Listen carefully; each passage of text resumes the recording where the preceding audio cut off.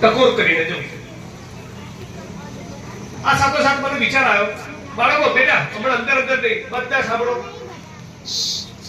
બધા આપણે 5 મિનિટ સાંભળો બેટા.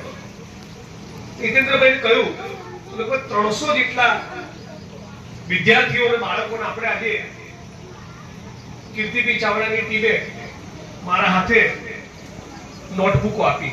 લગભગ 300 જેટલા સ્ટુડન્ટ્સ છે. આ 300 સ્ટુડન્ટ સાથેનો આપણો આ સંપર્ક દર વર્ષે બનેલો રહે. નવો 10 વર્ષનો નાતો આ જ બધા વિદ્યાર્થીઓ સાથે આપણો બનેલો હોય તો મને એક વિદ્યાર્થી એ જાતિ વિહીન સમાજની રચનાના મિશનમાં યુવાન બની અને યુવતી બનીને યોગદાન આપે, આંબેડકરવાદી ચળવળના સંઘર્ષનો આપણો સાથી થાય.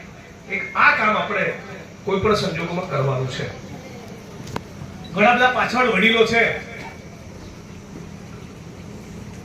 મને સવાલ થઈ છે કે આટલા બધા મજબૂત માણસો છીએ આપણે, અને એ છતાં બેટા આ બાજુ વાત નહીં, એ છતાં ભાવનગરમાં, બોટાદમાં, ખાસ કરીને ગઢડામાં આટલી બધી જમીનોની માપણી કરતા નથી, કબજો સોંપતા નથી, માથા ભારે લોકોનું એક દબાણ હોય. આ વાતને આપણે કેમ સ્વીકારી લીધી છે?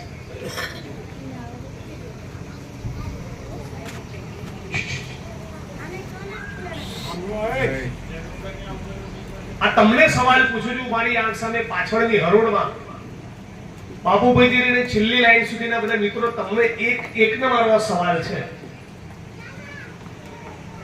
આ જે કરોડોની કિંમતની મિલકત,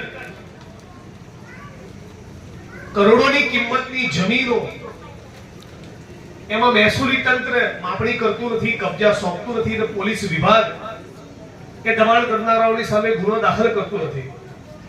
આ મુદ્દે તમે બધા ચૂપ કેમ છો? તમે ગમે તેટલી સાર ઓઢાડો, ગમે તેટલી માળા પહેરાવો, ગમે તેટલું સ્વાગત સન્માન કરો, મારા માટે એનું કોઈ મહત્વ નથી. મને કોઈ જ તમારી શાલ અને ફૂલોની કોઈ મને જરૂરત નથી. જો આ બધી જમીનોના કબજા ખાલી ના થવાના હોય તો મારા સારો ઓઢીને ફૂલોની માળા સ્વીકાર કરીને શું કરવાનું?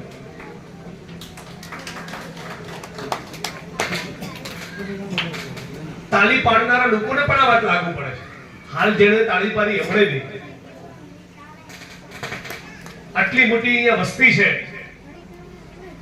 બેસી જાઓ કલેક્ટર ઓફિસની બહાર, એક તારીખ નક્કી કરો, 2000 માણસો પહોંચી જાઓ. એ ગામે ગામેથી ભારતીય જનતા પાર્ટી ઉખાડી ફેંકીશું જો અમારી જમીન પર એના દબાણો ખુલ્લા ના કર્યા. તો આવો સંકલ્પ કરો, અને આવો સંકલ્પ જો તમે ના કરતા હોય તો શું મતલબ 14મી એપ્રિલ ઉજવવાનો? ગળામાં ફેરેલા વાદળી રંગના ખેસનો શું મતલબ? 100 ચોરસ વારનો પ્લોટ લઈ શકતા નથી, સ્મશાન ભૂમિ નીમ કરાવી શકતા નથી, નવી જમીનોની સાંથળી કરાવી શકતા નથી, ટોચ મર્યાદાના સાંથળીમાં ફાળવેલી જમીનોના કબજા લઈ શકતા નથી, ગામે ગામ ફેલાયેલી આભડછેટ નાબૂદ કરાવી શકતા નથી, વિદ્યાર્થીઓની સ્કોલરશિપ બંધ થઈ ગઈ, વસ્તીના પ્રમાણમાં બજેટ મળતું નથી. તો કયા મુદ્દે આપણે આંદોલન કરીએ છીએ? તો બાબા સાહેબને ગયા પછી, બંધારણના આવ્યા પછી આપણામાં જે જાગૃતિ આવી એનો શું મતલબ રહ્યો? બસ ખાલી આવી મીટિંગો કરવાની? આ બાળકો માટે, આ ભવિષ્ય માટે, આ બાળકોના ભવિષ્ય માટે આપણે શું મૂકીને જઈશું? નીરુબેને બહુ સરસ વાત કરી કે આજે પણ સ્કૂલમાં, ગુજરાતની શાળામાં આદિવાસી કે દલિત સમાજના બાળકને અલગ બેસાડે, મધ્યાહન ભોજનની લાઈનમાં અલગ બેસાડે. એક બાળક સાથે આપણા ગુજરાતમાં વર્તન કેવું ગુજરાત આપણે બનાવવું છે? અને આખા ગુજરાતનું મીડિયા મુદ્દે ચૂપ છે. હાઈકોર્ટમાં પિટિશનો પીઆઈએલ ફાઇલ કરો તો કોર્ટ કોઈ સ્ટ્રોંગ વલણ લેતું નથી. ચૂંટાયેલા જનપ્રતિનિધિઓને પરવા નથી. બ્યુરોક્રેટ્સ જે જીપીએસસી ની યુપીએસસી બધી પરીક્ષાઓ પાસ કરીને આવે છે અને ગરીબ માણસને દબાવવા માટે બહુ પાવર કરતા હોય છે, એ લોકો એક મધ્યાહન ભોજનની લાઈન સરખી નથી ગોઠવી શકતા. શેમ ઓન ધેમ. શરમ આવવી જોઈએ એમને. આ દેશના પોલિટિકલ ક્લાસે તો આપણને ફેલ કર્યા જ છે. રાજકારણીઓના ચરિત્ર તો આપણે ઓળખીએ છીએ, પણ દેશની અપેક્ષા હતી કે કોઈ ટીડીઓ, ડીડીઓ, મામલતદાર, પ્રાંત અધિકારી, કલેક્ટર, એસપી, એજ્યુકેટેડ માણસ ભણીને સત્તાના સ્થાન ઉપર બેસશે, વહીવટી તંત્રમાં બેસશે, તો એનામાં જાતિવાદનો રોગ નહીં હોય. અને સમાજ પણ આખો સાયલેન્ટ. આપણા બાળકોને આપણી સ્કૂલમાં આપણી આંખ સામે મધ્યાહન ભોજનની અલગ લાઈનમાં બેસાડે આપણે ચૂપ રહીએ. પણ અસ્પૃશ્યતા પાડે નહીં, એ જોવાની પહેલી જવાબદારી આપણી. કોઈ ગામમાં આવું બનતું હોય તો બધા ફરિયાદ કરો, સરકારી તંત્રની બોચી પકડો કે આ પ્રમાણેની અસ્પૃશ્યતા અમે નહીં ચલાવીએ. આવું ગુજરાત નહીં ચાલે. ગુજરાતની જનતા હોય, ગુજરાતના ચૂંટેલા જનપ્રતિનિધિ હોય, ગુજરાતના અમલી સરહદી અધિકારીઓ હોય, બધાએ આ મુદ્દે સ્ટેન્ડ લેવું પડશે. નહીં તો શું છે, આજથી 10 વર્ષ પહેલા મધ્યાહન ભોજનમાં અલગ લાઈનમાં બેસાડતા હતા, 10 વર્ષ પછી ત્યાં ત્યાં છે. આજથી 10 વર્ષ પહેલા જે કુવાઓ દલિત માટે ખુલ્લા નહોતા, આજે બી ખુલ્લા નથી, તો ચાલે? હમણાં સોશિયલ મીડિયામાં તમે કદાચ જોયું હોય કે મુદ્દો ઉપાડ્યો તો ખંભાતના મિતલી ગામમાં વળકરવાસના કુવાની અંદર મળ નાખી દીધું, શૌચ નાખી દીધું. અને પાણીની કિલ્લત, પાણીનું સંકટ, પાણીની ભયંકર તંગી છે એવા ગામની અંદર તો આવા જવાબદારી આપણા બધાની બને છે કે આપણે બોલીએ. સંવિધાન લાગુ થાય, સંવિધાન લાગુ થાય મતલબ એમ કે સંવિધાનમાં લખ્યું છે એ સમાનતાનો અધિકાર પ્રાપ્ત થાય. તો હે વડીલો, તમારી સાથે જે પ્રકારની આભડછેટ રાખી અને તમને હળધૂત કર્યા, તમને ધુતકાર્યા, તમારા માટે નફરત બતાવી, તમને ગામની બહાર મૂક્યા, તમારા માટે કુવાના મંદિર નહીં ખોલ્યા, હૃદયના દરવાજા નહીં ખોલ્યા, એ જ તમારા સંતાનો સાથે થશે, આ બાળકો સાથે. આપણે જો નથી ઈચ્છતા કે એવું થાય તો લડવું પડશે, ખોખારો ખાઈને બોલવું પડશે. ગામે ગામ, બોટાદના દરેકે દરેક ગામમાં બનાવો સંગઠનની ટીમ. કેમ નથી બનાવતા? કોઈ પણ ઘટના બને, કોઈ વ્યક્તિ ઉપર હુમલો થયો હોય અને 5 જણા પોલીસ સ્ટેશનમાં ફરિયાદ કરવા જાય, 5 જેવું વજન પડે, અને 500 જણા જાય તો પીએસઆઈ નો તાવ આવી જાય, 5000 લોકો જાય તો એસપી નો તાવ આવે, અને 50,000 ની રેલી થાય તો ગાંધીનગર નો તાવ આવે. આવો કરંટ બતાવો, આવી સંગઠનની તાકાત બતાવો. હું 8 વર્ષથી આવું છું, એના પછી 8 વર્ષે તો તમારી જોડે અપેક્ષા રાખું ને કે ગામે ગામ રાષ્ટ્રીય દલિત અધિકાર મંચની ટીમ હોય, ગામે ગામ તમે એના સદસ્યો બનાવો, અસ્પૃશ્યતાને નાબૂદી કરો, નવી જમીનો સાંઠણી થાય એની માંગણી કરો, ઘરના પ્લોટની માંગણી કરો, ફળવાયેલી જમીનોના કબજા સોંપાય. આજે પણ કલેક્ટરને મળવા જવાનું, જો ગઢડાની 700-800 વીઘા જમીનમાં દબાણ છે, હજી એમાં માપણી કરી નથી, હજી એમાં કબજો સોંપતા નથી. આ 700-800 વીઘા, એક વીઘાનો ભાવ તેની બજાર કિંમત સુધી ચાવડે સાહેબ.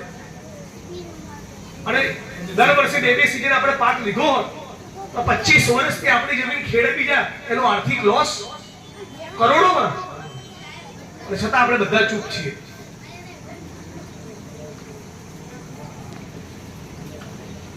આજે કંઈક સંકલ્પ કરીને છૂટા પડીએ. આજે સંકલ્પ કરશો તો તમારી આંખ સામે ને મારી આંખ સામે બેઠેલા માસૂમ બાળકો, દીકરીઓનું ભવિષ્ય બદલાશે. તમારામાંથી કેટલાય હાથ ઊંચો કરો, સાવિત્રીબાઈ ફૂલે ફિલ્મ જોઈ? 1, 2 જણા, 3, 4, આ 200 માણસ આપણે બેઠા છીએ. આ બધા બાળકોને પણ બતાવો, તમે પણ જુઓ અને બધા બાળકોને પણ બતાવો. એ મારા મત વિસ્તારમાં આશા વર્કર, આંગણવાડીની બેન, મધ્યાહન ભોજનની સેવિકા, 1000-1200 માણસને ફૂલે ફિલ્મ બતાવ્યું. તમે પણ જુઓ અને ઓબીસી સમાજને પણ બતાવો. એમને પણ જગાડવાની જવાબદારી છે આપણી. તો લાભુ નથી કેતો. આજે સૌને અપીલ કરીને જઉં છું કે તમારા જે ગામમાંથી તમે આવો છો બોટાદના, આખી દુનિયા ના બદલો, આખું ગુજરાત ના બદલો, આખું બોટાદ ના બદલો, તમારા તાલુકાના તમારા ગામમાંથી અસ્પૃશ્યતા દૂર કરો તોય ઘણું છે. તમારા ગામમાં 4 જણાના 100 ચોરસ વારના ઘરનો પ્લોટ અપાવો તો પણ ઘણું છે. કોઈ ગરીબ બહેનનું વિધવા પેન્શન બંધ થયું અને અરજી લખી આપો તો પણ બહુ મોટી સેવા છે. તમે શિક્ષક છો ને, એન્જિનિયર છો, એ શિક્ષક મિત્રો કોઈ છે ઉપસ્થિત?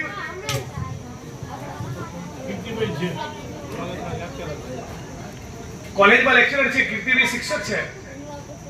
પણ ઘણીવાર સવાલ થાય, ગુજરાતમાં આદિવાસી અને દલિત સમાજના શિક્ષકો, ગુજરાતમાં આદિવાસી અને દલિત સમાજના શિક્ષકો ઓછામાં ઓછા 1 લાખ. આ 1 લાખ શિક્ષકો દર મહિને ખાલી એક જ અરજી ગામમાંથી કરે સરકારમાં, તો દર વર્ષે 365 દિવસ અને ગુણ્યા 1 લાખ શિક્ષકો, કેટલી અરજી સરકારના ટેબલ ઉપર જમા થાય?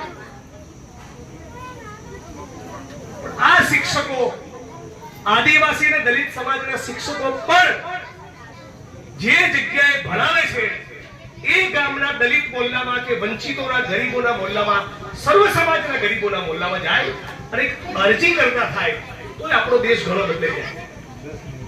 આટલું આપણે નથી કરી શકતા. એટલે હું આશા રાખું છું કે તમે બધા મારી વાત થોડી ઘણી ઉતરી હશે. ગઢડાની, બોટાદની એક જમીનનો કબજો ખાલી કરાવવાનો છે. છો બધા તૈયાર? જય ભીમ. તો તારીખ ને સમય નક્કી કરીને મને બોલાવો. હું અહીં તમારી વચ્ચે ઉભો રહીશ, જોઉં છું કોણ દાખલ કરવા આવે છે. જય ભીમ સાથે મારી વાત પૂરી કરું છું.